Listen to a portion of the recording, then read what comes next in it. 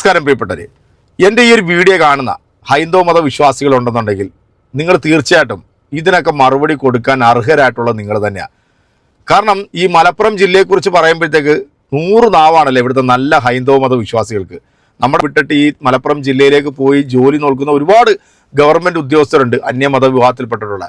അവരൊക്കെ പറയുന്നത് നമ്മൾ കേട്ടിട്ടുണ്ടല്ലോ, അവരൊക്കെ കണ്ണ് നിറയുന്നത് നമ്മൾ കണ്ടിട്ടുണ്ട്. മലപ്പുറം ജില്ലയിലെ അവിടുത്തെ ജനങ്ങളുടെ സ്നേഹം അത് മുസ്ലിങ്ങൾക്ക് മാത്രമല്ല കേട്ടോ, മലപ്പുറം ജില്ലയിൽ താമസിക്കുന്ന ഹിന്ദുക്കൾക്കും ക്രൈസ്തവർക്കും മുസ്ലിങ്ങൾക്കും ഒരേ മനസ്സാണ്. കാരണം അവർ അത്രത്തോളം സ്നേഹത്തിലും സന്തോഷത്തിലും കഴിയുന്ന ഒരു ജില്ല കൂടിയാണ് മലപ്പുറം ജില്ല. അതുകൊണ്ടാണ് നാഴികയ്ക്ക് 40 വട്ടം വർഗീയത മാത്രം പറഞ്ഞു നടക്കുന്ന ഗുരുദേവന്റെ ആദർശങ്ങളെ വിറ്റ് ജീവിക്കുന്ന ഒരു വൃത്തികെട്ട വിഷജീവി കാലാകാലമായിട്ട് മലപ്പുറം ജില്ലയിലെ ആളെ കുറിച്ചിട്ട് ഇങ്ങനെ പറഞ്ഞുകൊണ്ടിരിക്കുന്നത്.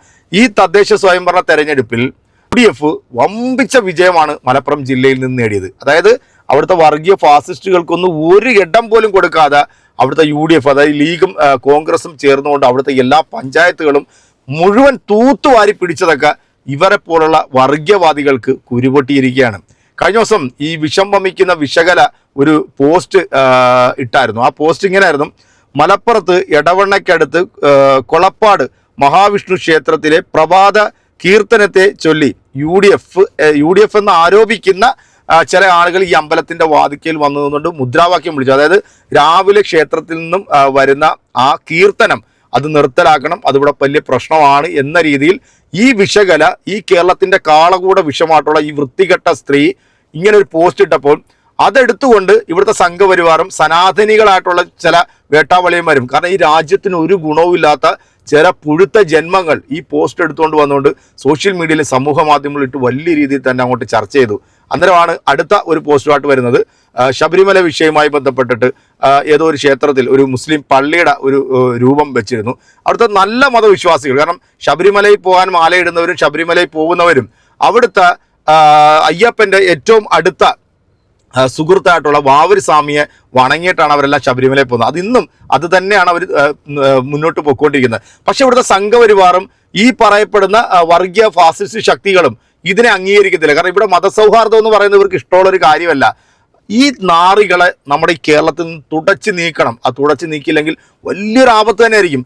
എന്തായാലും ഈ ഒരു വിഷയം, ഈ വിശകല ഇട്ടിരിക്കുന്ന ഈ ഒരു പോസ്റ്റ് കണ്ടിട്ട് ഏതോ ഒരു പിഴച്ച നായിൻ്റെ മോൻ ഒരു വീഡിയോ ആയിട്ട് വന്നിട്ടുണ്ട്. അങ്ങനെ തന്നെ ഞാൻ പറയും. കാരണം ഇതിനകത്ത് ഇവൻ പറയുന്ന ചില കാര്യങ്ങൾ വളരെ ഗുരുതരമായിട്ടുള്ള വിഷയങ്ങളാണ്.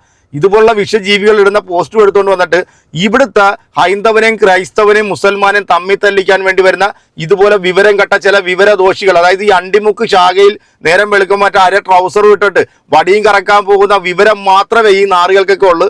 അല്ലാതെ ലോക വിവരമില്ലാത്ത ഈ തെണ്ടികൾ വന്നിരുന്നുണ്ട് വർഗീയത പറയുമ്പോഴത്തേക്ക് ഇതൊന്നും കേട്ടോണ്ടിരിക്കാൻ നമ്മളെ പോലുള്ള ആൾക്കാർക്ക് പറ്റത്തില്ല. പിന്നെ ഈ പറയുന്ന നാറിക്ക് ഇവിടുത്തെ ഹിന്ദുക്കളുടെ അട്ടിപ്പറ വാശവും ആരും എഴുതി കൊടുത്തിട്ടില്ല.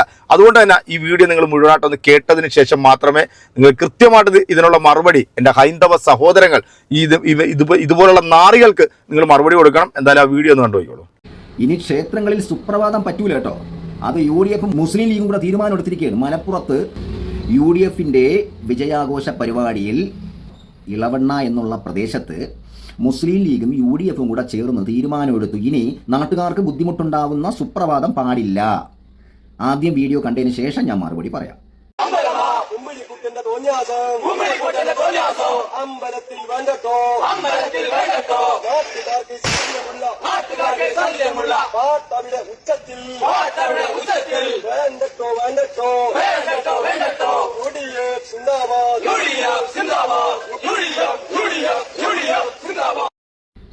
കേട്ടില്ലേ? ഞാൻ ഈ പറയുന്ന മറുപടി ഒരിക്കലും നല്ല എൻ്റെ സുഹൃത്തുക്കളായി നല്ല ഇസ്ലാമികളായി നമ്മുടെ ഇന്ത്യ എന്നുള്ള രാജ്യത്തെ മനസ്സിൽ വെക്കുകയും ചെയ്യുന്ന ഒരു മുസ്ലിമിനെ ഉദ്ദേശിച്ചല്ല, ഒരിക്കലും വിഷമം തോന്നൽ. ഇതുപോലെയുള്ള മത തീവ്രവാദികൾക്ക് കൊടുക്കേണ്ടതാണ്. ഞാനൊന്ന് മുസ്ലിം ലീഗിനോട് ചോദിച്ചോട്ടെ, നിന്റെ ബാപ്പയുടെ വകയാണോടാ അമ്പലം? അവിടെ എന്ത് വയ്ക്കണമെന്ന് തീരുമാനിക്കുന്നത് അത് ഹിന്ദുക്കളും അവിടുത്തെ ദേവാലയങ്ങളും കമ്മിറ്റി അംഗങ്ങളുമാണ്, സർക്കാരുമാണ് കേട്ടോ. പിന്നെ നീ ആര്? നീ എവിടെ നിന്ന് വന്നത്? നിനക്ക് ഇന്ത്യയായിട്ട് എന്താ ബന്ധം? എടോ, തനിക്ക് ബുദ്ധിമുട്ടാണെങ്കിൽ താൻ പാകിസ്ഥാനിൽ പോകണം. ഇവിടെ തനിക്ക് ഒരു കാര്യം ഓർമ്മയുണ്ടോ? അവിലും മലരും കൂട്ടി വെച്ചോ, ദാ വരുന്നുണ്ട് കാലനെന്ന് പറഞ്ഞവന്മാരൊക്കെ പിന്നെ എവിടെയാണ് കണ്ണുറഞ്ഞെന്നൊക്കെ അറിയാമോ തനിക്ക്? പിന്നെ എവിടെയെല്ലാം റെയ്ഡ് കിടന്നെന്ന് അറിയാമോ? പിന്നെ എത്ര നാൾ ജയിലിൽ കിടന്നെന്ന് അറിയാമോ? സ്വത്തുക്കളൊക്കെ എങ്ങോട്ട് പോയെന്ന് അറിയാമോ? ഇപ്പം ഈ വീഡിയോ ശരിക്കും വ്യാജ വീഡിയോ ആണ് കേട്ടോ. ഇനി ഇത് യഥാർത്ഥത്തിൽ എന്താണ് ഈ മലപ്പുറത്ത് ഈ ക്ഷേത്രത്തിൽ നടന്നതെന്ന് നോക്കണ്ടേ. ഇവിടുത്തെ UDF, അതായത് മുസ്ലിം ലീഗിനെ ഉദ്ദേശിച്ചുകൊണ്ടാണ് ഈ നാറികൾ വന്നിട്ട് ഇങ്ങനെ കുരയ്ക്കുന്നത്. യഥാർത്ഥത്തിൽ അവിടെ എന്താണ് സംഭവിച്ചെന്നുള്ളത് നമ്മുടെ ന്യൂസ് 8 ഉണ്ടല്ലോ, ന്യൂസ് 8 ആരാണെന്ന് നിങ്ങൾക്ക് അറിയാലോ അല്ലേ. ആ ന്യൂസ് 8 വന്ന വാർത്ത നിങ്ങൾ ജസ്റ്റ് ഒന്ന് കേട്ടു നോക്കി. എന്താണ് ഈ പറയുന്ന മലപ്പുറം ജില്ലയിൽ നടന്നത്, ഇതാരാണ് ഇതിനെതിരെ പരാതി കൊടുത്തതെന്ന് നോക്കിയിട്ട് ബാക്കിയും കൂടെ ഇവന്റെ കേട്ടിട്ട് ഇവന്റെ അണ്ണാക്കി നമുക്ക് കൊടുക്കാം.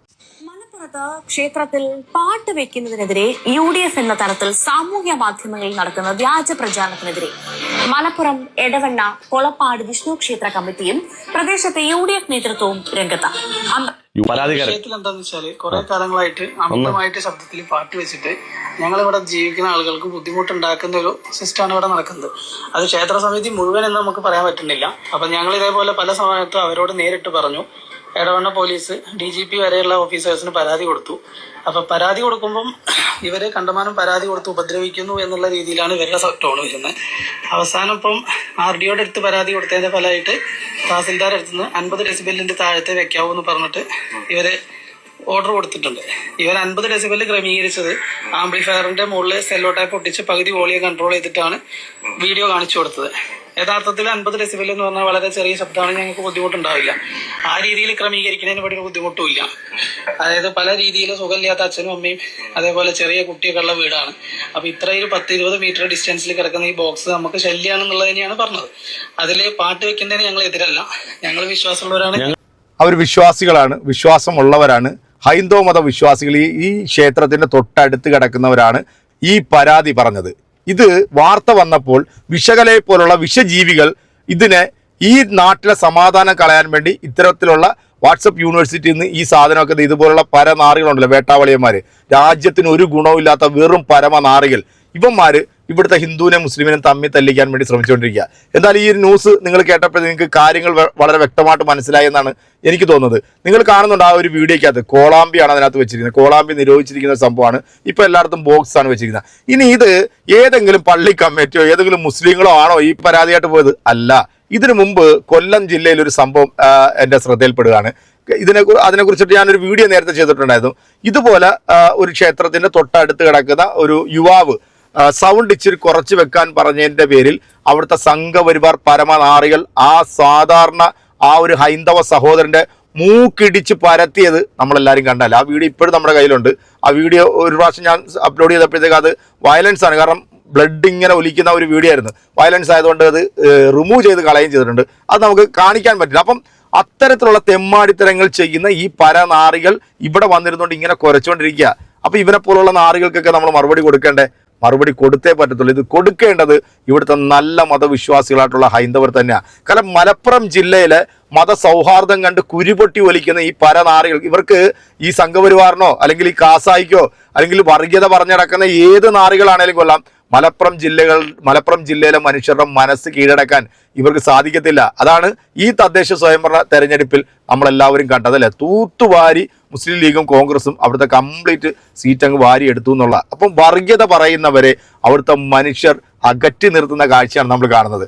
മലപ്പുറം ജില്ലയെന്നല്ല, കേരളത്തിലെ ഏത് ജില്ലയിലാണെങ്കിലും ഞാൻ നെഞ്ചത്ത് കൈവച്ച് പറയും, ഒരൊറ്റ മുസൽമാൻ പോലും ഒരു അമ്പലത്തിന്റെ സൗണ്ട് ഒന്ന് കുറയ്ക്കാനോ അല്ലെങ്കിൽ ആ ക്ഷേത്രത്തിൽ പരിപാടി നടക്കുമ്പോൾ ഇത് നിർത്തണമെന്ന് പറഞ്ഞുകൊണ്ട് എവിടെങ്കിലും പോയിട്ട് പരാതി കൊടുക്കുന്ന നിങ്ങൾ എവിടെങ്കിലും കണ്ടിട്ടുണ്ടോ? പക്ഷേ ഇവിടുത്തെ ബാങ്ക് വിളി നിരോധിക്കണമെന്നും പറഞ്ഞുകൊണ്ടും ഇവിടുത്തെ മതപ്രസംഗം നിരോധിക്കണമെന്നും പറഞ്ഞുകൊണ്ട് ഈ പറയപ്പെടുന്ന വർഗീയ വിഷജീവികൾ ഈ വർഗീയ വിഷജീവികൾ കയറി ഇറങ്ങിയതും പരാതി കൊടുത്തതും നമുക്കറിയാം അല്ലെ.